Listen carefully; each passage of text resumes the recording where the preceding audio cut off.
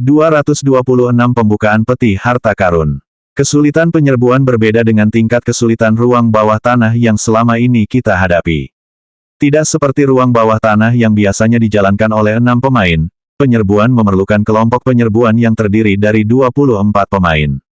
Meskipun memungkinkan untuk masuk dengan jumlah pemain yang lebih sedikit, saya tidak perlu memberitahu Anda betapa mustahilnya hal itu untuk dicoba. Asgard menjelaskan. Nilheim mengangguk dan menambahkan, menurut informasi dasar yang diberikan tentang penyerbuan di buku panduan pemain, keadaan marah bos penyerbuan bekerja secara berbeda dari bos penjara bawah tanah.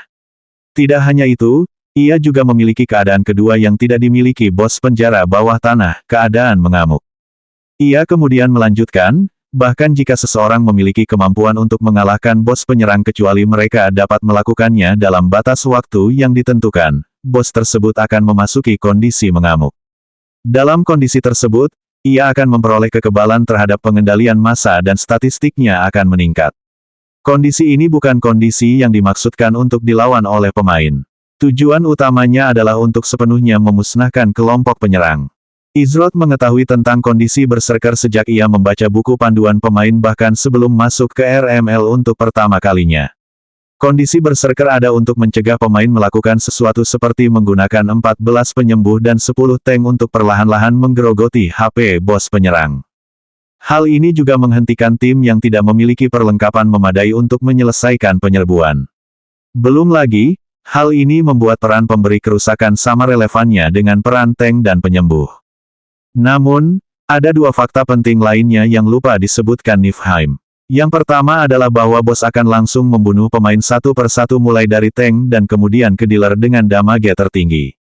Kedua, batas waktu bervariasi dari satu bos ke bos lainnya. Waktu berserker bisa berkisar antara 5 sampai 10 menit. Kabar baiknya adalah pemain akan diperingatkan 60 detik sebelum bos penyerang memasuki kondisi mengamuk. Meskipun hal yang paling menantang tentang bos penyerang adalah mempelajari cara bertarung dengan benar melawan mereka. Setiap bos penyerang itu unik dan ada berbagai elemen dalam pertarungan dan hal-hal yang harus selalu diperhatikan pemain. Itulah alasan utama mengapa tim penyerang berpengalaman dari sebagian besar MMORPG tidak pernah mengundang pemain acak untuk bergabung dalam tim mereka. Diperlukan koordinasi dan kerja sama tim yang tepat untuk menyelesaikan penyerangan. Ada pepatah di antara para pemain dalam komunitas game, serangan memisahkan yang terampil dari yang tidak terampil. Lagi pula, menyimpan catatan dalam serangan 10 kali lebih penting daripada catatan di ruang bawah tanah. Saya bisa mengerti kesibukan Anda untuk menyelesaikan penyerbuan pertama, namun, seharusnya Blue Oasis mampu meningkatkan kualitas perlengkapan anggota guild mereka ke tingkat yang sesuai dengan waktu seminggu. Oleh karena itu, apakah Anda ingin memberitahu saya alasan lain mengapa Anda memutuskan untuk mengundang saya? Izrod berkata dengan nada suara yang tenang. Niflheim sedikit terkejut pada awalnya, namun, ia mendesah kecil diikuti tawa kecil sambil menggelengkan kepala dan berkata, kupikir itu tidak akan berhasil untukmu. Seperti yang kau tahu, penyerbuan dan semua ruang bawah tanah pada level 40+ memiliki pengaturan tingkat kesulitan yang menyertainya. Pengaturan ini meliputi normal, sulit, dan hardcore. Ia kemudian melanjutkan, memang benar bahwa kami tidak kekurangan sarana untuk meningkatkan perlengkapan pemain kami dalam waktu seminggu untuk penyerbuan normal, tetapi hal yang sama tidak berlaku untuk penyerbuan hardcore. Izrod, wilayah yang ingin kami klaim memiliki 3 prasyarat yang menyertainya. Yang pertama adalah persyaratan dasar, koin emas atau RMB. Kedua, kami harus menyelesaikan Dungeon dalam mode hardcore. Namun, ini adalah sesuatu yang dapat kami lakukan tanpa terlalu banyak kesulitan. Terakhir, kami harus menyelesaikan penyerbuan dalam mode hardcore. Menyelesaikan raid pada mode hardcore. Hadiah yang akan diterima seseorang dari melakukannya akan sangat besar. Belum lagi peningkatan reputasi yang akan dialami guild setelah menyelesaikan prestasi yang luar biasa tersebut.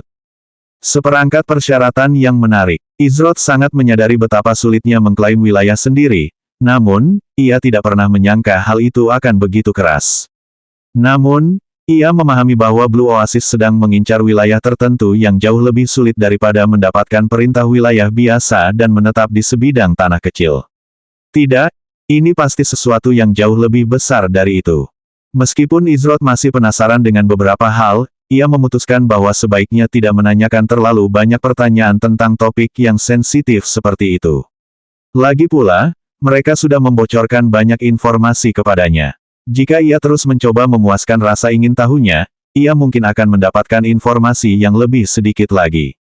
Pada akhirnya, semuanya bermuara pada satu pertanyaan sederhana, apakah dia ingin bergabung dengan Blue Oasis dalam penyerbuan pertama di RML? Jawabannya jelas. Setelah membahas beberapa detail lebih lanjut, Izrod setuju untuk membantu. Kau dan kelompokmu harus mempersiapkan diri dengan baik, Izrod. Semua orang harus setidaknya level 40 dengan setidaknya 3 peralatan berkualitas langka dan sisanya tidak umum. Jika tidak, maka kita bahkan tidak akan bisa berpikir untuk mencoba penyerbuan pada mode hardcore. Kita akan bertemu dalam 7 hari untuk menantang penyerbuan.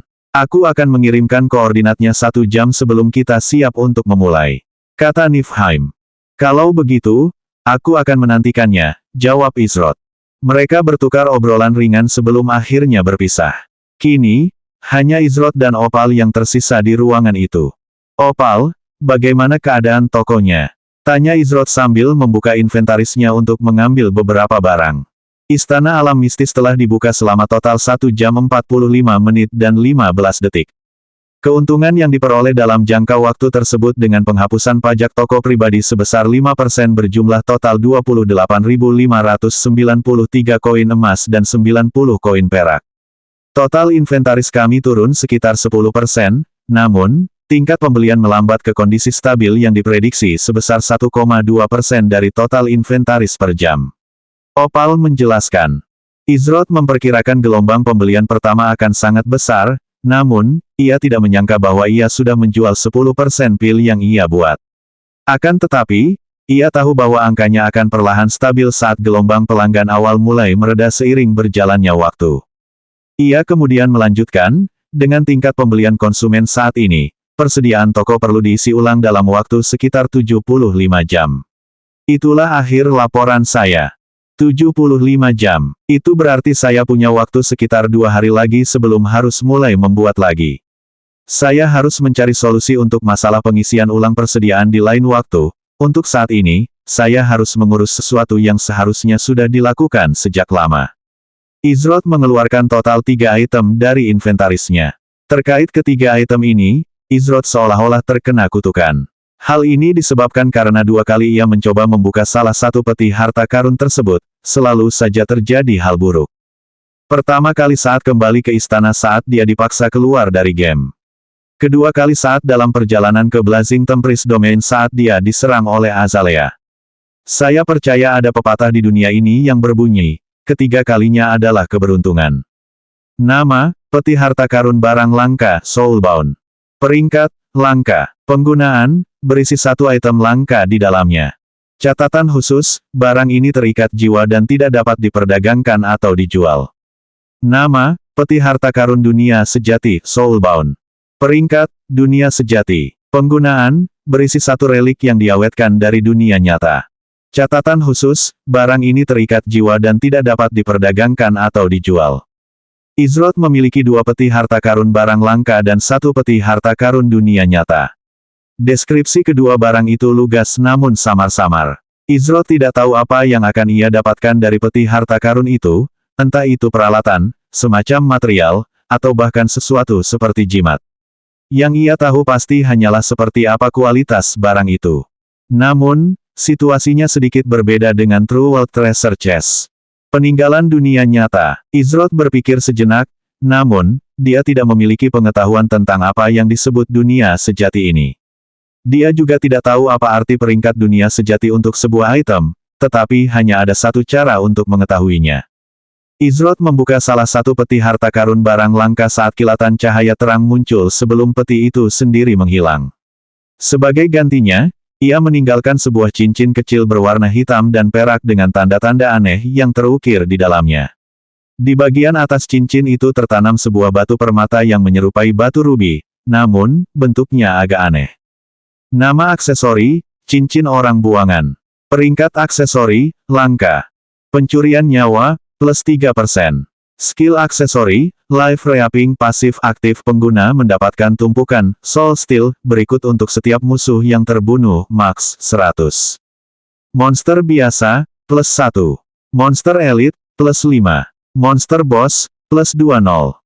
Pemain musuh, plus 10. Pengguna menghabiskan semua tumpukan Soul Steel, dan memperoleh plus 1% lifesteal untuk setiap satu tumpukan Soul Steel, yang disimpan di dalam Ring of the Exiled One saat diaktifkan. Efek ini berlangsung selama 20 detik.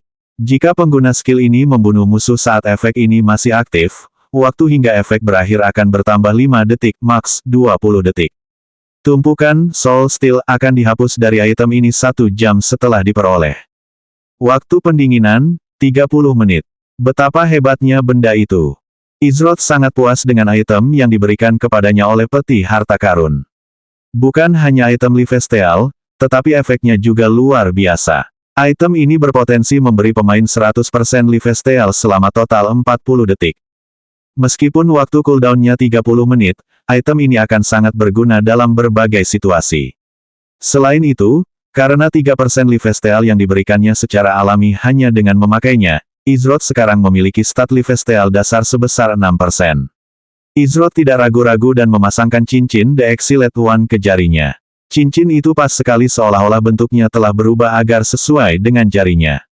Semoga saja saya tidak menggunakan seluruh keberuntungan saya pada peti harta karun pertama.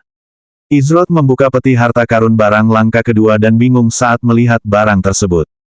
Sebuah batu. Tidak, itu kurang tepat. Memang, benda itu tampak seperti batu hitam biasa. Namun, setelah mengamati lebih dekat, Izroth dapat melihat tulisan ajaib yang tertera di batu hitam itu. Itu sebenarnya adalah batu prasasti. Namun, batu itu tidak terlihat seperti batu prasasti yang pernah dilihat Izroth sebelumnya karena warnanya berbeda dari warna perak pada kebanyakan batu prasasti. Izroth tidak tahu apakah ini hal yang baik atau buruk, tetapi ia menduga jika batu itu berasal dari peti harta karun barang langka, pastilah yang pertama. Nama, batu prasasti jejak 5 arah, langka. Penggunaan, menuliskan, 1. Peralatan dengan 5-way imprint. 4. Catatan khusus, barang ini hancur setelah 1 kali penggunaan. Jejak 5 arah. Salah satu hal utama dengan batu prasasti adalah fakta bahwa hanya pembuatnya atau seorang inskripsionis yang dapat memahami prasasti itu sendiri. Oleh karena itu, jika Izroth ingin mengetahui efek pastinya, ia harus membawanya ke seorang inskripsionis untuk diperiksa. Atau, ia selalu dapat mengambil risiko dan menggunakan batu prasasti tanpa memeriksanya. Namun, melakukan hal itu merupakan risiko yang sangat besar. Saya akan meminta seorang ahli prasasti untuk memeriksanya saat saya punya kesempatan. Ia memasukkan 5-way imprint inscription stone ke dalam inventarisnya. Setelah melakukannya, Izroth akhirnya mengalihkan perhatiannya ke True World Treasure Chest. Ia sangat ingin membuka peti harta karun ini karena semua hal tentangnya sama sekali tidak diketahuinya. Dia tidak membuang waktu untuk mengangkat tutup peti harta karun itu untuk melihat apa yang ada di dalamnya. Cahaya terang yang dilepaskannya membuat peti harta karun dari peti harta karun barang langka itu tampak seperti api unggun yang berada di samping matahari. Ketika cahaya itu menghilang, Izroth mengarahkan pandangannya ke relik yang muncul di hadapannya. Ini, saat Izroth melihat apa yang diterimanya dari peti harta karun dunia sejati, ia hampir mengira ia hanya melihat sesuatu saja. Ini, apakah hal seperti ini memang seharusnya dibiarkan ada? 227 penemuan Ziyi yang menakjubkan. 0, kenapa aku tidak bisa menemukannya? Ziyi bergumam pada dirinya sendiri. Dia mendesah pelan dan meletakkan buku di tangannya sambil memijat pelipisnya. Ziyi saat ini berada di dalam perpustakaan Istana Amaharpe untuk membaca koleksi buku yang sangat banyak. Selama beberapa hari terakhir, Ziyi telah menghabiskan sebagian besar waktunya di tempat ini untuk mendapatkan pengetahuan yang lebih mendalam tentang dunia RML. Baginya, hanya berada di perpustakaan ini dan dapat membaca sama menantangnya dengan perjalanannya ke alam dogma yang kacau. Aku menyerah. Itu tidak ada di sini. Pasti ada di lantai 2. Kata Ziyi dengan nada lelah sambil meletakkan kepalanya di atas meja di depannya. Aku yakin kalau ada yang bisa menemukan jawabannya, itu adalah kamu. Luna berkata dengan senyum tipis di wajahnya. Sejak dia kembali ke Amaharpe dari Blazing Tempest Domain, dia berada di perpustakaan Istana Amaharpe bersama Ziyi. Karena Ziyi sudah lama menekuninya, ia memutuskan bahwa ia butuh bantuan orang lain. Luna tidak punya urusan mendesak yang harus diselesaikan, jadi ia setuju untuk membantu Ziyi. Meskipun kecepatan bacanya tidak sehebat kecepatan Ziyi yang menakutkan, ia masih jauh lebih cepat daripada orang kebanyakan dalam membaca buku. Hal yang juga membantu adalah Ziyi telah menyiapkan setumpuk buku tertentu untuk dibacanya. Ziyi meletakkan tangannya di sisi kepalanya dengan frustrasi sambil berkata, "Aku kehilangan satu bagian, hanya satu bagian lagi dari teka-teki ini. Itu ada di sana, aku bisa merasakannya. Kau benar, aku bisa menemukannya. Aku pasti bisa menemukannya." Ziyi duduk tegak dan merasakan gelombang baru energi dan motivasi yang menyegarkan mengalir dalam dirinya. Dia mulai memeriksa tumpukan buku terakhir yang telah dia persiapkan sebelumnya. Dia tidak akan membiarkan buku-buku ini menguasai dirinya. Beberapa saat kemudian, saat Luna dan Ziyi sedang membaca, Luna tiba-tiba mengerutkan alisnya saat dia menemukan beberapa teks aneh di salah satu buku di tumpukannya. "Aneh? Kenapa kata-katanya jadi aneh begini?" kata Luna sambil mulai berpikir dalam hati. Ada apa?" Ziyi mendengar ucapan Luna dan mendekat untuk melihat apa yang sedang dibicarakannya. Luna menunjuk ke baris tertentu di buku itu. Itu adalah kumpulan kata-kata yang tidak masuk akal. Baris ini mengatakan, "Kehidupan dari cahaya dan ketiadaan yang tak berujung adalah dunia," kata Luna. "Oh, itu buku itu. Itu cuma omong kosong. Itu sama sekali tidak sesuai dengan isi buku yang sebenarnya dan sepertinya sesuatu yang dimasukkan secara acak tanpa pikir panjang." Ziyi menjelaskan. Tidak peduli berapa kali dia mengulang kata-kata itu sebelumnya, itu sama sekali tidak masuk akal baginya.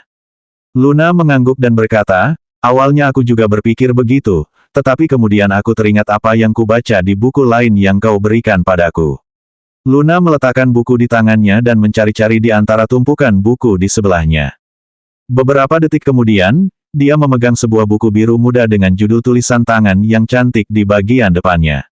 Setelah membalik-balik beberapa halaman, dia menemukan kalimat yang dimaksudnya. Yang ini bilang, "Apakah ke dalam itu di dalam permulaan itu?" Mungkin keduanya ada hubungannya, Luna berspekulasi. Ziyi meletakkan dagunya di atas ibu jari dan jari telunjuknya sambil memikirkan kemungkinan cara menggabungkan kedua kalimat itu untuk membentuk kalimat yang lengkap dan koheren. Namun, pada akhirnya, hal itu tetap tidak masuk akal. Namun, tiba-tiba ia tersadar, mungkin Luna benar-benar menemukan sesuatu di sini. Ziyi mengambil buku yang Luna taruh beberapa saat dan memeriksanya dengan saksama. Judul buku itu adalah Blue Intertwining Identical Stars. "Luna, apa judul buku itu?" tanya Ziyi penasaran. "Epic, Nisipius yang tak pernah berakhir," jawab Luna. "Biru, epic, berakhir. Tidak, mungkin yang pertama." Ziyi bergumam pada dirinya sendiri saat dia terkunci dalam pikiran yang mendalam. Luna mengamati Ziyi dengan tenang. Meskipun dia penasaran dengan apa yang sedang dipikirkan Ziyi, dia tidak ingin mengganggu jalan pikirannya. Sekitar 1 menit kemudian, mata Ziyi membelalak seolah-olah dia tiba-tiba tersadar. Jawabannya benar-benar sudah ada di depannya sejak lama. Senyuman langka yang indah dan ceria muncul di wajah Ziyi saat dia menatap Luna. "Luna, kamu jenius." "Ah, benar juga aku harus mencari yang satunya," kata Ziyi seolah beban berat telah terangkat dari pundaknya. Dia mulai memeriksa buku-buku yang bertumpuk di atas meja seolah-olah dia sedang mencari satu buku tertentu. Luna berkedip beberapa kali dan sedikit bingung dengan ledakan emosi dan sikap ceria Ziyi yang tiba-tiba. Beberapa saat yang lalu dia siap untuk menyerah, tetapi sekarang dia dengan senang hati mengobrak-abrik buku-buku perpustakaan dengan senyum bahagia di wajahnya. Tidak perlu seorang jenius untuk mengetahui mengapa perubahan suasana hatinya yang tiba-tiba terjadi. "Maukah kau memberitahuku?" tanya Luna sambil tersenyum. Entah mengapa, melihat Ziyi bersikap begitu bersemangat dan energi membuatnya mengerti mengapa Mariposa begitu protektif dan menyayangi adik perempuannya. Ada kilatan kesedihan yang hanya berlangsung sesaat ketika pikiran itu terlintas di benaknya. Namun, ia segera kembali normal sebelum hal itu menjadi nyata. "Ada 3 buku. Aku tahu, pasti ada 3. Ini dia. Great New Genesis, ini pasti dia," kata Ziyi sambil membuka buku dan membolak-baliknya. Dia sudah membaca buku ini dan tahu persis halaman mana yang dicarinya dan tak lama kemudian, dia menemukannya.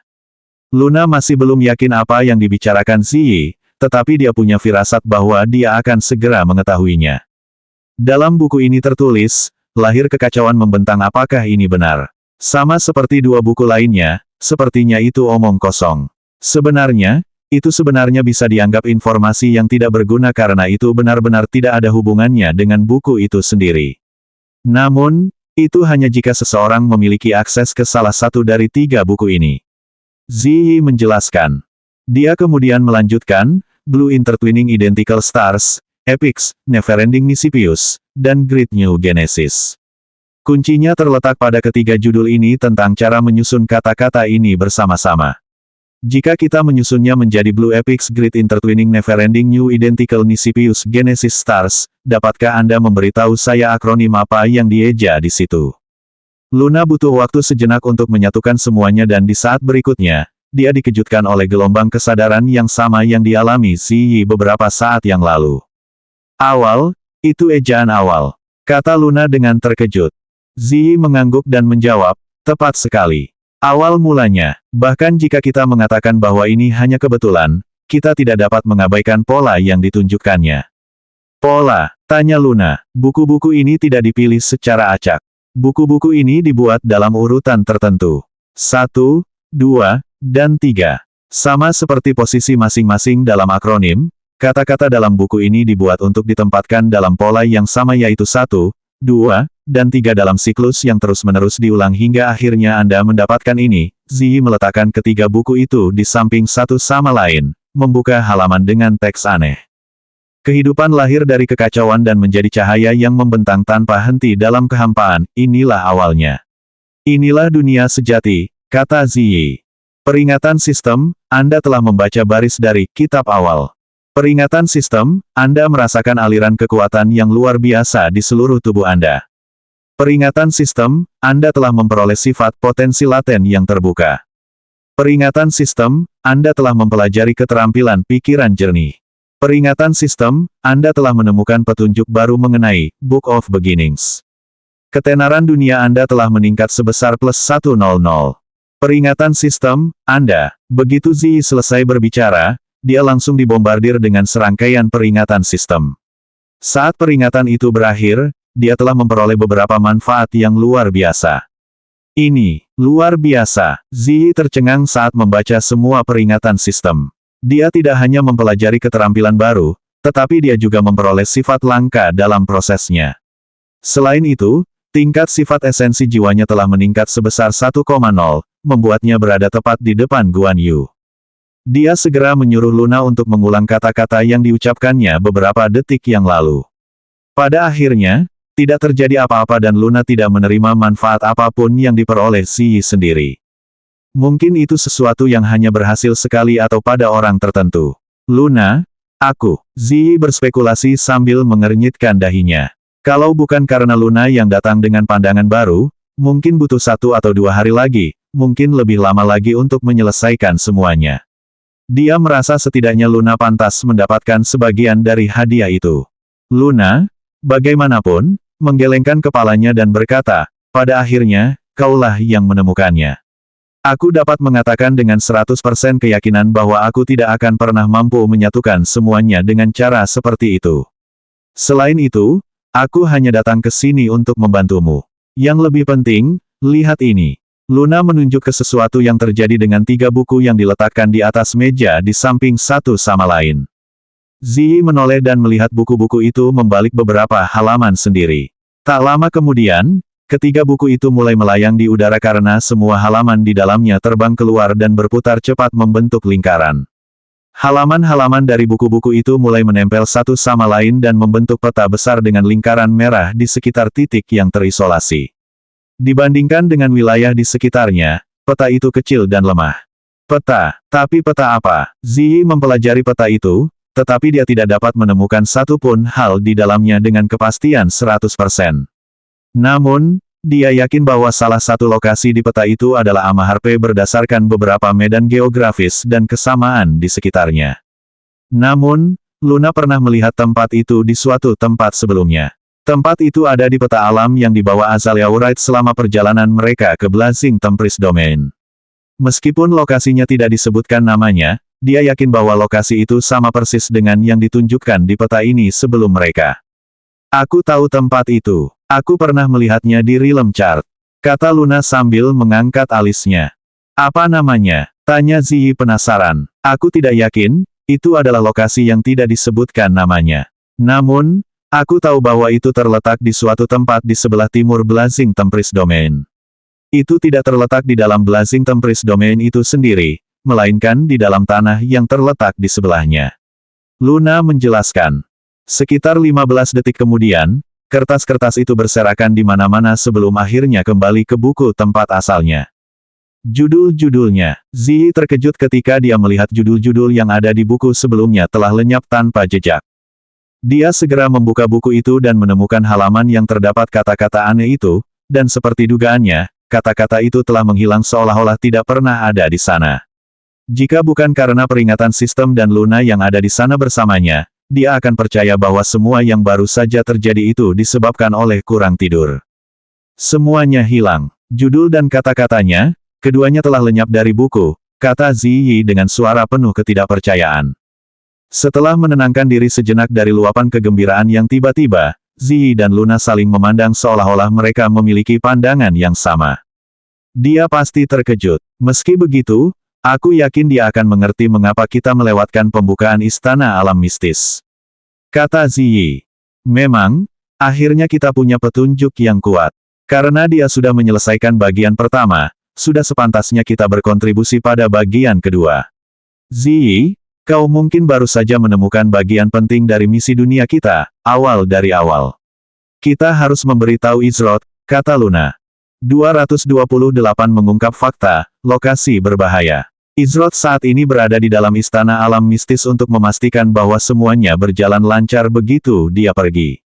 Untungnya, tidak ada masalah dengan cara semuanya berjalan dan NPC, serta kios toko yang didirikan praktis dapat mengelola tempat ini sendirian. Meskipun masih ada hal-hal kecil yang memerlukan sentuhan pemain, tugas utama Izroth adalah menjaga inventaris toko pada tingkat yang layak. Total 4 jam telah berlalu sejak pembukaan Istana Alam Mistis dan jumlah pemain akhirnya seimbang. Seperti yang dikatakan Opal, persediaan yang hilang menurun selama beberapa jam terakhir. Saat ini, Izroth memiliki sekitar 47.000 koin emas setelah biaya pajak toko pribadi dihapuskan. Setelah menyisihkan sebagian yang akan digunakan untuk membayar koin emas yang menjadi utangnya kepada Mariposa dan Sleeping Gardenia, Izroth akan memiliki sekitar 23.500 koin emas. Dengan nilai tukar saat ini, itu akan menjadi hampir 18 juta RMB. Karena semuanya sudah terurus di sini, aku harus berangkat ke. Tepat saat Izroth sedang berpikir sendiri dan hendak keluar dari Istana Alam Mistis, dia tiba-tiba melihat dua wajah yang dikenalnya berjalan berdampingan melewati pintu. Yang satu tampak sedang dalam suasana hati yang baik, sementara yang lain memiliki sikap yang lebih tenang. Aku tidak menyangka akan melihat kalian berdua di sini hari ini. Kedengarannya seperti ada masalah mendesak yang muncul terakhir kali kita bicara, meskipun tampaknya semuanya berjalan baik berdasarkan perilaku kalian. Kata Izroth sambil menghampiri kedua pemain itu untuk menyapa. Tentu saja, kedua pemain itu adalah Ziyi dan Luna. Kami baru saja menemukan sesuatu yang besar. Percayalah, Anda akan berterima kasih kepada kami karena tidak menghadiri acara pembukaan Anda dengan ini.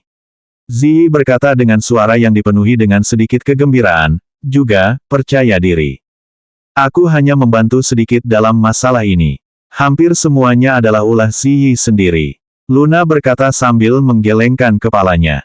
Mereka berdua bergegas ke sini dari perpustakaan Istana Amaharpe untuk berbagi kabar baik dengan Izroth secara langsung. Lagi pula, tidak pantas menyampaikan kabar baik seperti itu melalui sistem pesan sederhana. Oh, Izroth penasaran dengan apa yang mereka berdua bicarakan. Sebuah penemuan besar yang akan membuatnya berterima kasih kepada mereka karena tidak menghadiri acara pembukaan. Meskipun dia tidak keberatan mereka tidak menghadiri acara pembukaan, mengapa dia harus berterima kasih kepada mereka karena tidak menghadirinya? Pertama, kita harus cari tempat yang tidak terlalu ramai untuk ngobrol. Ziyi menyarankan, siapa yang tahu berapa banyak mata dan telinga yang masuk dan keluar dari toko ini?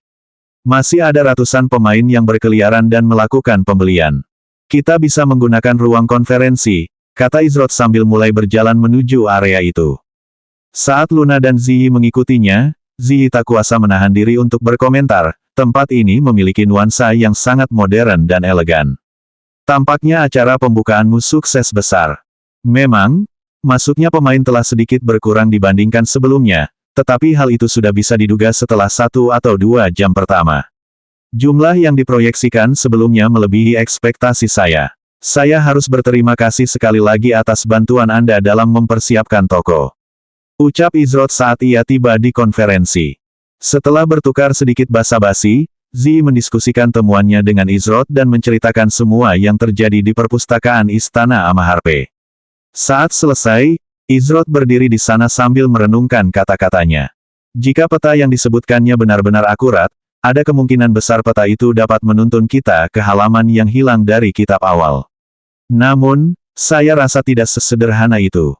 Ini bukan sekadar misi biasa. Misi awal mula adalah misi dunia tingkat SSS. Itu berarti misi ini mampu mengubah jalannya peristiwa dalam RML, seperti penghancuran Amaharpe. Siapa yang tahu seberapa besar dampak hal seperti itu terhadap pemain? Jika kota besar seperti Amaharpe hancur, tidak ada yang tahu apa konsekuensinya. Karena sistem itu sendiri mengonfirmasinya, kalimat yang Anda baca tentu saja berasal dari kitab awal. Pertanyaannya adalah, kemana lokasi yang ditampilkan pada peta yang Anda sebutkan membawa kita? Pada akhirnya, kita tidak memiliki peta fisik dan harus bergantung sepenuhnya pada apa yang Anda lihat selama momen singkat itu. Izrod bertanya. Bagian itu biar Luna yang menjelaskannya, jawab Ziyi. Luna mengangguk dan menjelaskan, untuk ini, kami harus memintamu menghubungi Azalea. Aku hampir yakin bahwa tempat yang ditunjukkan peta itu sama dengan lokasi lain yang kulihat sebelumnya hari ini di peta alam yang berada dalam kepemilikan Azalea.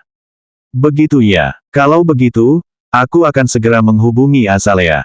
Jawab Izrod. Terakhir kali mereka berbicara, Azalea berbicara tentang mendapatkan Realm Chart untuknya sebagai hadiah kecil. Ia meluangkan waktu sejenak untuk membuka antarmuka sistemnya dan mengirim pesan kepada Azalea. Seketika setelah mengirim pesan itu, ia menerima balasan dari Azalea. Azalea mengonfirmasi bahwa ia akan tiba di Amaharpe dalam waktu 1 jam. Azalea akan tiba di sini dalam waktu kurang dari 1 jam. Sampai saat itu, Ziyi, apa lagi yang kau ketahui tentang dunia sejati ini? Tanya Izrod. Sekitar 45 menit kemudian, Azalea berjalan memasuki pintu istana alam mistis. Ia telah memberitahu Izrod bahwa ia sudah dekat sehingga Izrod memastikan untuk memberitahu Azalea di mana mereka harus bertemu, dan juga memberinya izin untuk memasuki ruang konferensi. Tepat setelah Azalea melangkah ke ruang konferensi, dia mengepalkan tangannya dan membungkuk dengan hormat ke arah Izrod. Guru, sapa Azalea. Izrod hanya bisa menggelengkan kepalanya dalam hati. Meskipun dia belum menerima Azalea sebagai muridnya, Azalea tetap bersikeras memanggilnya guru. Namun, Izrod mulai berpikir bahwa mungkin seseorang dengan tekad seperti itu tidak akan terlalu buruk untuk diajari 1 atau 2 hal. Guru, kata Ziyi sambil menatap Luna untuk meminta penjelasan, namun, Luna hanya menggelengkan kepalanya tanpa daya. Dia juga harus memikirkan mengapa Azalea bersikeras memanggil Izrod guru.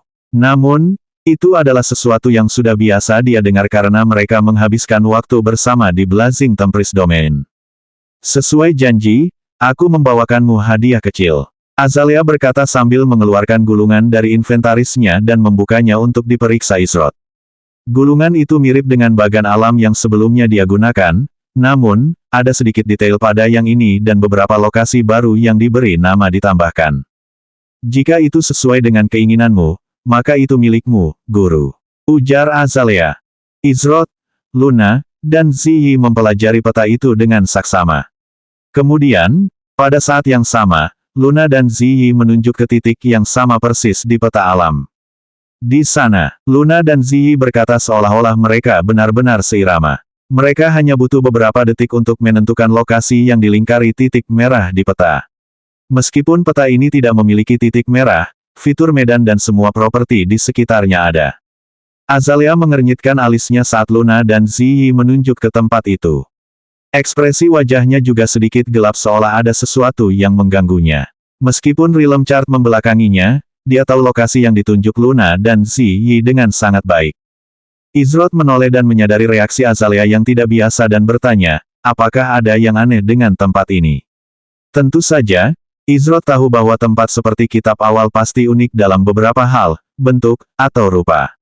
Namun, jika Azalea memiliki beberapa informasi yang berguna, maka mungkin mereka akan dapat mempersiapkan diri dengan lebih baik. Awalnya Azalea tampak ragu untuk berbicara, tetapi gurunya lah yang menanyakan hal itu kepadanya. Oleh karena itu, ia hanya bisa mengatakan apa yang ada dalam pikirannya. Tempat itu berbahaya, sangat berbahaya, Azalea memperingatkan.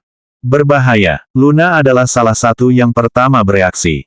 Dia menyaksikan sendiri betapa mengerikannya kemampuan Azalea. Jika seseorang seperti dia mengatakan bahwa tempat ini berbahaya, maka perjalanan mereka dijamin akan menjadi perjalanan yang menantang. Izrod memiliki pemikiran yang sama dengan Luna. Azalea tidak diragukan lagi lebih unggul bahkan dari beberapa pemain seperti anggota inti dari 10 guild teratas. Keterampilan dan potensinya, juga naluri bertarungnya bukanlah sesuatu yang bisa dipandang sebelah mata. Mau menjelaskan lebih lanjut? Tanya Izrod dengan nada riang. Ada kabut tebal yang tak biasa yang terus-menerus menyelimuti area itu sehingga mustahil bagi seseorang untuk bernavigasi. Bukan hanya itu, tetapi juga monster kabut berkeliaran di dalam lingkungan itu. Namun, itu hanya bisa dianggap sebagai permainan anak-anak dibandingkan dengan bukan apa, tetapi siapa yang tinggal di area sekitar itu. Azalea berkata sambil menunjuk ke sebuah desa kecil di peta. Desa itu terletak tepat di depan area yang ditunjuk Luna dan Ziyi. Sulit untuk mengenalinya sebagai sebuah desa dan tampak seperti kumpulan medan acak, namun, itu memang desa yang sebenarnya.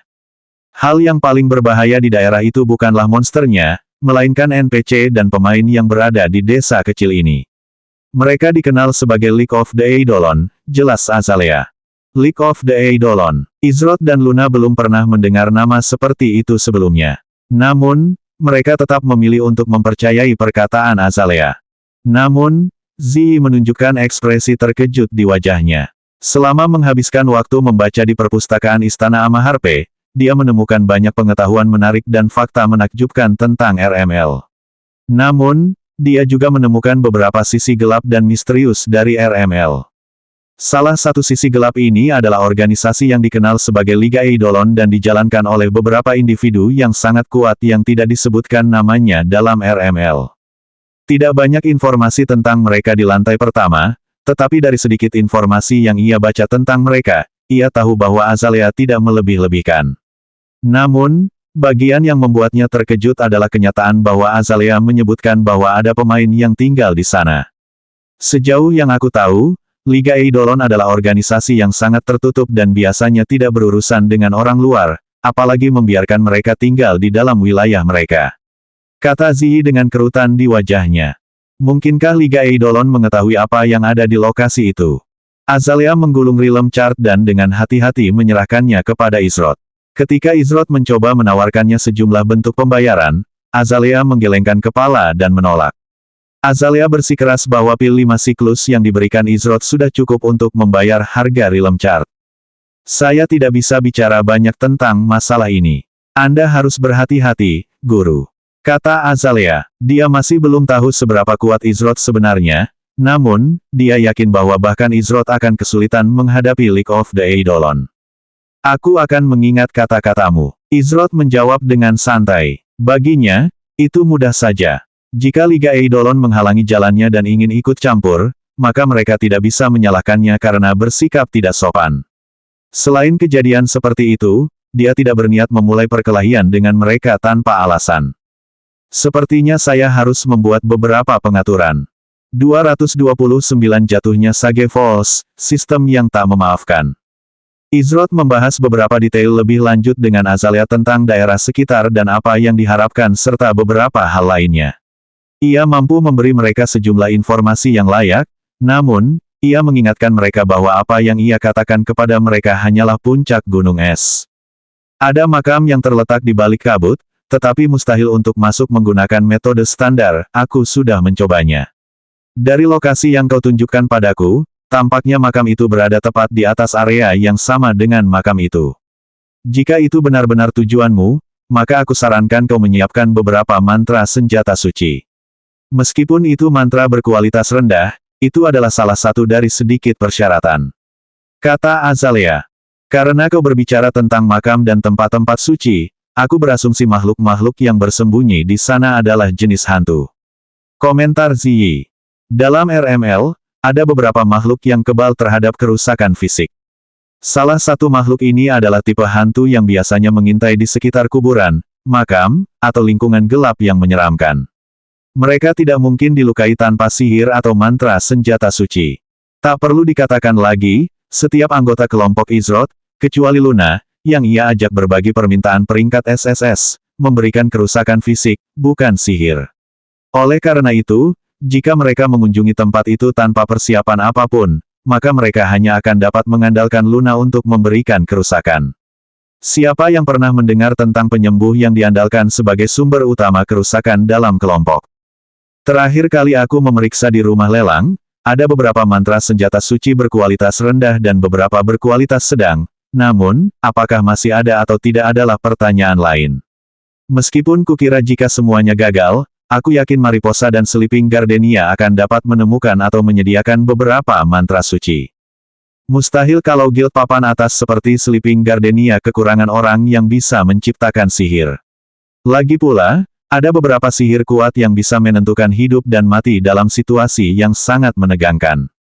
Setelah berbicara sekitar 10 menit, Azalea mengucapkan selamat tinggal dengan sopan sebelum pergi.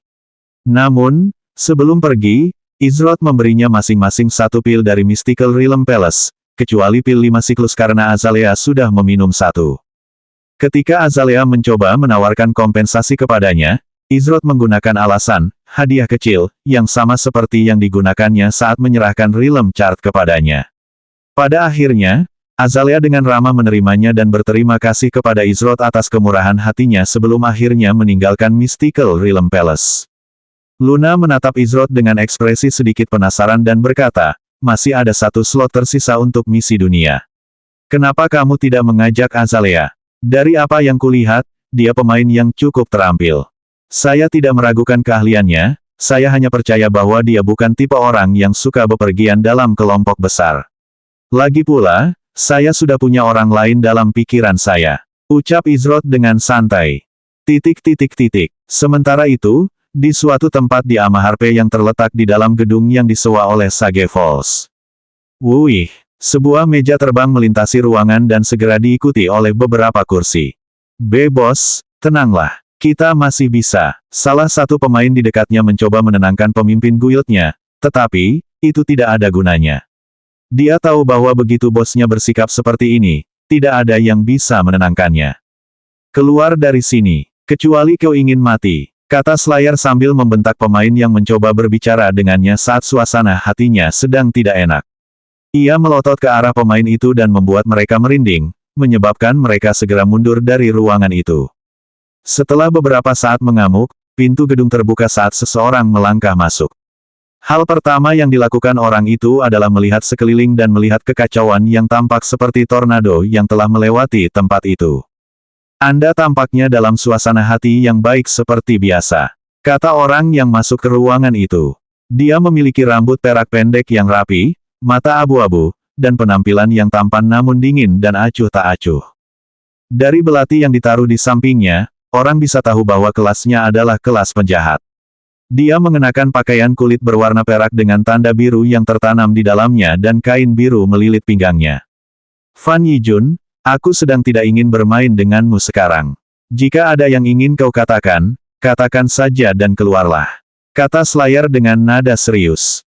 Memang, tampaknya suasana hatimu lebih baik dari biasanya, kata Fan Yijun dengan nada sarkastis. Dia kemudian melanjutkan, saya mendengar tentang apa yang terjadi di toko baru yang dibuka itu. Bukankah saya sudah memperingatkan Anda untuk mengirim saya untuk mengurusnya? Ekspresi wajah Slayer menjadi gelap saat dia menjawab, semua pemimpin guild lainnya hadir secara langsung dan kau berharap aku duduk diam dan membiarkanmu menangani semuanya. Aku harus menunjukkan kepada mereka bahwa Sage Fallsku masih kuat. Orang-orang lemah itu mengejekku. Mengejek Sage Fallsku. Kapan ada orang yang berani memandang Sage Fallsku dengan pandangan meremehkan? Kamilah yang memandang orang lain seperti itu. Hanya dengan memikirkan apa yang terjadi di pertemuan itu saja, Slayer mulai berkeliling ruangan lagi dan melempar-lempar barang. Ketika ia kehabisan barang untuk dilempar, ia akan mengambil sesuatu yang sudah dilempar dan melemparnya lagi. Rasa frustrasinya terlihat jelas. Fan Yijun menghela napas sambil menggelengkan kepala dan berkata, "Jadi apa sekarang? Apakah kau hanya akan berdiam diri di ruangan ini sambil merasa marah pada semua orang dan segala hal di sekitarmu? Katakan padaku, Duan Musheng, kapan kau menjadi pria yang menyedihkan seperti ini? Apa katamu?" Slayer berbalik dan menatap tajam ke arah Fan Yijun. Jika tatapan bisa membunuh, Fan Yijun pasti sudah mati 1000 kali sekarang. Apakah pendengaranmu juga menyedihkan sekarang? Jangan membuatku mengulanginya. Apa yang terjadi padamu? Setiap kali kau menginginkan sesuatu, apa yang selalu kau lakukan? Kau bersedia melakukan apa saja untuk menyelesaikan pekerjaan dan sekarang karena satu kemunduran kau akan membiarkan musuh kita pergi sambil menertawakan kemalangan kita. Katakan padaku, jika kau bukan orang yang menyedihkan, lalu kau ini apa? Bagaimana aku bisa memanggilmu saudaraku? Kata Fan Yijun. Slayer sangat marah. Ia sangat marah dengan cara Fan Yijun berbicara kepadanya. Bahkan ayahnya sendiri tidak pernah berbicara kepadanya dengan cara seperti itu. Namun, setelah mencapai puncak kemarahannya tiba-tiba mereda. Sekarang, ada ketenangan aneh dalam dirinya dan sikapnya yang sebelumnya penuh kemarahan tampaknya menghilang begitu saja. Namun, bukan berarti kemarahannya telah benar-benar mereda. Slayer baru saja mencapai titik yang begitu ekstrim sehingga kemarahannya menjadi bentuk kejelasan tentang apa yang harus dilakukannya. Sebenarnya, kata-kata Fan Yijun menghantamnya seperti truk. Fan Yijun benar. Kapan dia, pemimpin Serikat Sage Falls yang kejam dan bengis, menjadi orang yang lemah seperti itu? Bahkan dia akan menertawakan dan mencibir dirinya sendiri saat ini. Anehnya, Slayer menjadi tenang dan menghela napas dalam-dalam sambil menatap langsung ke arah Fan Yijun. Jika kau orang lain, kau pasti sudah mati sekarang. Kau seharusnya bersyukur karena kau sudah seperti saudara bagiku. Ucap Slayer sambil berdiri tegak dengan aura percaya diri yang baru. Hah, seharusnya kaulah yang beruntung karena memiliki seseorang sepertiku yang bisa berbicara menyadarkanmu sesekali, kata Fan Yijun dengan seringai di wajahnya. Setelah berbincang-bincang sebentar, pertanyaan utama akhirnya diajukan oleh Fan Yijun. Jadi, apa rencanamu sekarang? Tanya Fan Yijun. Bukankah itu sudah sangat jelas? Pertama, aku akan membangun kembali kekuatan Sage Falls. Mystical Realm Palace, Firehead Apothecary Society, salah satu dari dua tempat ini akan membantuku mencapai tujuan itu, suka atau tidak. Jika mereka mencoba melawan, anggap saja mereka tidak akan pernah bisa meninggalkan Amaharpe lagi. Adapun Vault dan Headhunter Syndicate yang mengkhianatiku, mereka akan menderita 1000 kali lipat. Slayer berkata dengan tatapan mata yang tajam. Senyum lebar muncul di wajah Fan Yijun saat dia berkata, itulah pembunuh yang kukenal dan ditakuti orang. Apa perintahmu, bos? Fan Yijun sekarang berbicara dengan ekspresi serius di wajahnya. Cari tahu semua yang kau bisa tentang pemilik toko Mystical Realm Palace dan Firehead Apothecary Society. Aku ingin tahu setiap detail tentang mereka, dan maksudku semuanya. Ucap Slayer dengan nada dingin. Segera, Fan Yijun menjawab tanpa ragu. Saat itu, Izroth telah meninggalkan tokonya untuk mengunjungi rumah lelang di seberang jalan. Ia sedang mencari benda-benda suci yang mungkin masih bisa dilelang. Seperti yang kuduga, kemungkinan besar aku harus mengandalkan Sleeping Gardenia untuk memperoleh beberapa pesona. Sedangkan Luna dan Ziyi, mereka berdua keluar untuk beristirahat. Ziyi kurang tidur akhir-akhir ini dan setelah semalaman begadang, ia perlu beristirahat. Luna, di sisi lain, mengatakan bahwa ia punya rencana untuk bertemu dengan beberapa teman di dunia nyata. Izroth setuju bahwa mereka akan bertemu besok sekitar sore hari di Istana Alam Mistik untuk menuju dan memeriksa lokasi di bagan alam. Setelah menjelajahi rumah lelang sebentar, Izroth memutuskan untuk berjalan-jalan di sekitar Amaharpe. Saat melakukannya, ia menjadi penasaran dengan jumlah waktu yang tersisa pada skill Boundless Emperor Void Perfection. Skill tersebut telah diproses cukup lama dan ia memperkirakan bahwa skill tersebut seharusnya sudah selesai sekarang, atau paling tidak, hampir selesai.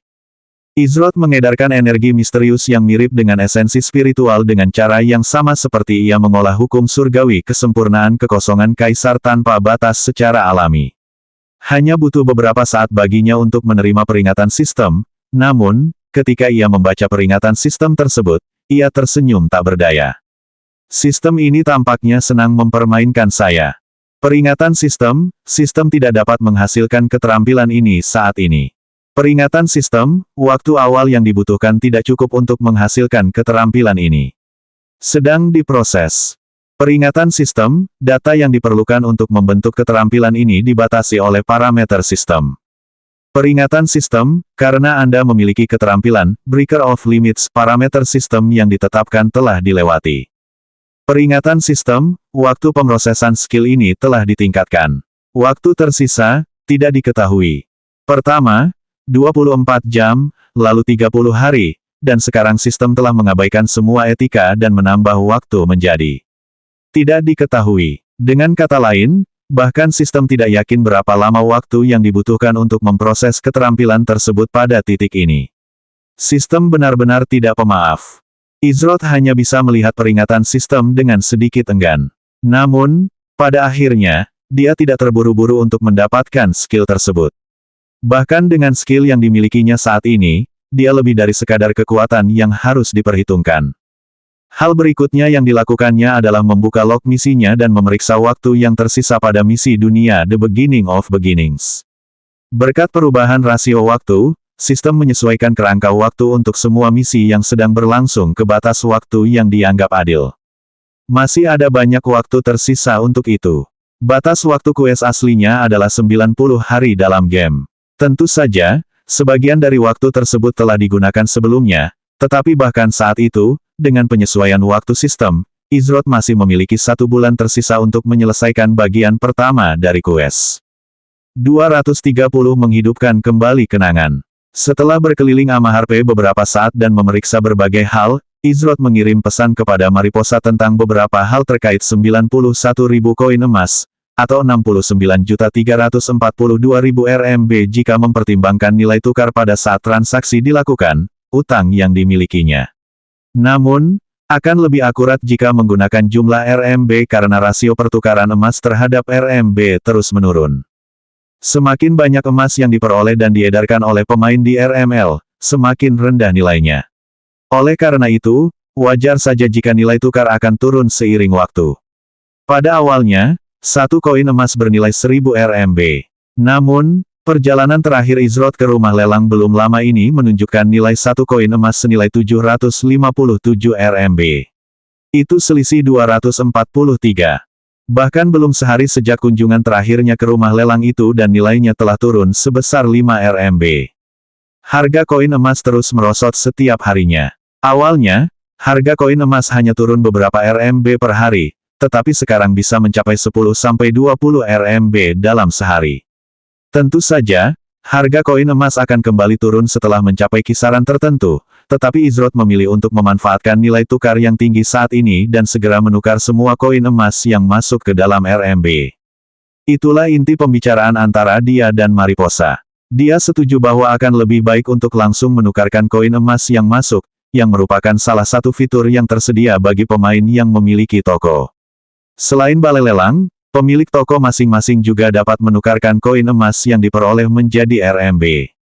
Meskipun mereka masih harus membayar biaya konversi sebesar 10%, hal itu tetap menyelamatkan mereka dari pajak tambahan yang dibebankan oleh rumah lelang, dan juga menghemat perjalanan mereka. Izroth kembali ke Istana Alam Mistis untuk menerapkan perubahan ini. Segera setelah melakukannya, emas yang telah diperolehnya dari pil yang terjual sejauh ini dikonversi menjadi RMB. Secara total, Izroth berakhir dengan 35.579.000 RMB sebelum biaya konversi diambil, meninggalkannya dengan 32.021.100 RMB. Betapa ganasnya karnivora itu. Izroth merujuk pada jumlah RMB yang diperoleh perusahaan di balik RML dari satu transaksi saja. Biaya konversi tidak hilang begitu saja, tetapi langsung masuk ke perusahaan yang berutang kepada RML. Dari satu biaya konversi, mereka baru saja mengambil 3.557.900 RMB. Ada jutaan pemain di RML dan banyak dari mereka menggunakan fitur pertukaran. Oleh karena itu, orang hanya bisa membayangkan berapa banyak RMB yang diperoleh perusahaan di balik RML dari semua ini. Setelah konversi yang sukses, seperti yang dijanjikan, Izrot mengirim 16.650 RMB, yang merupakan 50% dari pendapatan Mystical Realm Palace, ke Mariposa. Dengan menambahkan keuntungan barunya, Izrot sekarang memiliki 23.528.306 RMB. Dimulai dengan hampir tidak ada apa-apa, ia telah mendapatkan sedikit kekayaan bahkan dalam waktu kurang dari setahun penuh atau bahkan sebulan penuh sejak datang ke dunia ini. Izrot menyesuaikan beberapa pengaturan lagi dan menyiapkan beberapa hal sebelum akhirnya memutuskan sudah waktunya untuk keluar. Energi yang mengalir melalui tubuhku terasa sangat aneh sejak aku mencapai tahap ketiga dari tubuh-tubuh emas surgawi. Ada juga masalah ketidakseimbangan kecil yang telah ada sejak aku membelah sebagian jiwaku hari itu. Sekarang setelah semuanya beres di sini, untuk saat ini, aku akan menggunakan kesempatan ini untuk memeriksa secara menyeluruh status tubuhku di dunia nyata. Izrot cukup sibuk beberapa hari terakhir ini, baik di RML maupun di dunia nyata. Ia belum memiliki kesempatan yang tepat untuk memasuki kondisi meditasi yang mendalam. Namun, karena ia akhirnya bebas hingga besok sore, Izrot memilih untuk menggunakan waktu luangnya dengan bijak. Beberapa saat kemudian, Izrot keluar dari RML sambil melepaskan headset realitas virtualnya. Ia duduk di tempat tidurnya dengan posisi bersila dalam pose meditasi. Setelah itu, ia memejamkan mata karena aura samar dapat terlihat menyelimuti tubuhnya jika diperhatikan dengan seksama. Dia kini berada dalam kondisi meditasi mendalam sembari memeriksa kondisi tubuhnya saat ini, juga jiwanya. Rayleigh sedang berjalan-jalan di sekitar hotel dan mengagumi semua dekorasi spektakuler di mana-mana. Setelah terkurung di dalam kamar hotel, ia memutuskan untuk menjelajahi bagian lain dari hotel megah ini. Namun, setelah berjalan-jalan sebentar, ia merasa sedikit tidak nyaman. Saat dia berjalan lewat, orang-orang menatapnya aneh dan terkadang bahkan dengan tatapan mesum. Dari cara berpakaian Rayleigh yang sederhana, jelas bahwa dia bukanlah orang yang menonjol. Namun, dia tidak mengenakan seragam yang sama dengan staf, oleh karena itu, dia tidak mungkin seorang pembantu rumah tangga atau karyawan tempat itu. Pikiran bahwa dia adalah tamu yang juga menginap di hotel itu sama sekali tidak terlintas di benak mereka. Padahal, kalau bukan karena parasnya yang cantik, kemungkinan besar seseorang pasti sudah mengatakan sesuatu kepadanya tanpa menahan diri. Rayleigh menjauh dari area yang banyak orang lalu lalang dan tetap berada di area yang lebih sepi. Namun, saat melewati salah satu ruangan, dia melihat tawa dan sorak-sorai terdengar di dalam. Tampaknya itu semacam aula perjamuan atau tempat hotel mengadakan acara. Dia tidak berniat masuk, tetapi ada sesuatu yang menarik perhatiannya saat dia lewat. Ada sekelompok penghibur di tengah aula yang sedang melakukan berbagai atraksi. Tiba-tiba, salah satu pemain memegang obor di depan mereka dan meniupnya, sehingga tampak seperti mereka benar-benar menyemburkan api. Mata Rayleigh terpaku pada api itu sementara waktu terasa melambat pada saat itu. Baginya, yang ada hanyalah api yang menari-nari di udara yang ada saat ini. Saat berikutnya, Rayleigh mendapati dirinya dikelilingi oleh api dan asap, penglihatannya kabur dan dia hampir tidak bisa melihat apapun. Dia tidak bisa bernapas. Dia tercekik. Tanpa disadari, seluruh tubuh Rayleigh bergetar ketakutan saat mengingat apa yang terjadi pada malam kebakaran itu. Seolah-olah tubuhnya bereaksi secara naluriah terhadap pengalaman yang dialaminya. Kau menghalangi. Sebuah suara terdengar dari belakang Rayleigh. Suara itu menyadarkan Rayleigh kembali ke dunia nyata. Penghibur itu telah memadamkan api, dan Rayleigh merasa pusing dan sedikit kehabisan napas. Untuk sesaat, ia merasa seolah-olah benar-benar terjebak di apartemen itu lagi saat kebakaran terjadi. Itu adalah pengalaman mengerikan yang menyebabkan keringat dingin mengucur di punggungnya. Wenny, kamu harusnya lebih baik sama perempuan lo. Tunggu, di sisi lain, bersikaplah baik padaku saja. Hehe, suara malu-malu seorang perempuan terdengar berbicara. Ah, maafkan aku, kata Rayleigh yang masih bingung. Dia keluar dari pintu untuk membiarkan kedua orang itu lewat. Itu adalah seorang pria muda yang ditemani oleh seorang wanita muda yang memeluknya erat. Keduanya berpakaian bagus. Namun, saat mereka berjalan lewat, pria muda itu berhenti. Kenapa kamu menghentikan Weni? Kata wanita itu sambil cemberut. Bukankah kau ibunya Jin? Ucap pemuda itu yang membuat Rayleigh terkejut bukan hanya, tapi juga wanita muda di sebelahnya. Butuh beberapa detik, tetapi Rayleigh akhirnya bisa berpikir jernih. Ketika dia menyadari bahwa dia benar-benar mengenali pria dan wanita muda itu, dia terkejut. Pemuda itu tak lain adalah Wendell, sahabat karib putranya. Atau lebih tepatnya, mantan sahabat karibnya. Begitu ayah Wendell menemukan sejumlah uang, ia tak ingin lagi berhubungan dengan Jin dan segera menjadi orang asing. Wanita muda di sebelahnya adalah mantan pacar Jin, Genesis. Wanita muda yang dulunya tampak cantik namun sebenarnya tidak berperasaan. Rayleigh tidak akan pernah melupakan betapa patah hati dan hancurnya Jin hari itu. Selama berbulan-bulan, dia hampir tidak makan atau tidur lebih dari biasanya dan menghabiskan lebih banyak waktu untuk asyik bermain game video. Sebagai ibunya, Rayleigh tidak pernah merasa begitu sakit hati melihat putranya harus mengalami pengkhianatan seperti itu. Mereka berdua adalah orang terakhir yang ia duga akan ia temui di tempat ini. Namun, ada bagian dari dirinya yang tidak dapat menahan rasa kesalnya. Rayleigh bukanlah tipe orang yang mudah marah, tetapi jika menyangkut Jin, ia merasa tidak dapat mengendalikan diri untuk tidak marah. Namun, pada akhirnya, mereka hanyalah anak-anak dibandingkan dengannya. Oleh karena itu, dia hanya bisa menyimpan ketidakpuasannya untuk dirinya sendiri dan tidak merendahkan dirinya untuk setara dengan mereka. Ibu Jin. Kau benar sekali. Wah, apa yang dia lakukan di sini? Mungkin sedang bekerja. Apakah dia akhirnya mengambil pekerjaan keempat? Kata Genesis sambil tertawa kecil sambil meringkuk di samping Wendell. Sudahlah, kita tidak boleh bersikap kasar, sayang. Katakan padaku, bagaimana kabar sahabatku Jin akhir-akhir ini? Aku mendengar kebakaran membakar rumahmu, sungguh tragis. Aku harap kalian berdua baik-baik saja. Pasti sulit mengambil pekerjaan keempat untuk membayar tempat tinggal baru. Jika kau mau, aku punya lowongan pekerjaan untuk pembantu pribadi. Gajinya akan lebih baik daripada keempat pekerjaanmu jika digabungkan. Bagaimana menurutmu? Kata Wendell sambil tersenyum. Weni, kamu sangat perhatian dan baik seperti biasanya. Sangat murah hati membantu mereka yang membutuhkan, kata Genesis. Rayleigh mencoba berbicara, namun Wendell memotongnya seolah dia sudah tahu apa yang akan dikatakannya. Tidak perlu berterima kasih padaku. Aku melakukan ini karena kebaikan hatiku. Setidaknya ini yang bisa kulakukan untuk ibu seorang teman lama. Kata Wendell dengan sopan. Namun, tersembunyi di balik kepura-puraan itu, orang bisa melihat kilatan tertentu di matanya. Kilatan itu dipenuhi dengan penghinaan dan rasa tidak suka terhadap wanita di hadapannya. Memberinya pekerjaan, membantunya, konyol. Dia hanya ingin melihat ekspresi wajah Jin yang menyedihkan saat mengetahui ibunya bekerja untuknya. Memberi Rayleigh sedikit uang adalah harga kecil yang harus dibayar untuk pemandangan yang tak ternilai harganya. Lagi pula, bagaimana dia bisa melupakan penghinaan yang Jin berikan padanya? Pada masa sebelum ayahnya menjadi kaya, Jin, Wendell, dan Genesis adalah sahabat karib. Suatu hari, 3 gangster mendatangi mereka dalam perjalanan pulang dari sekolah.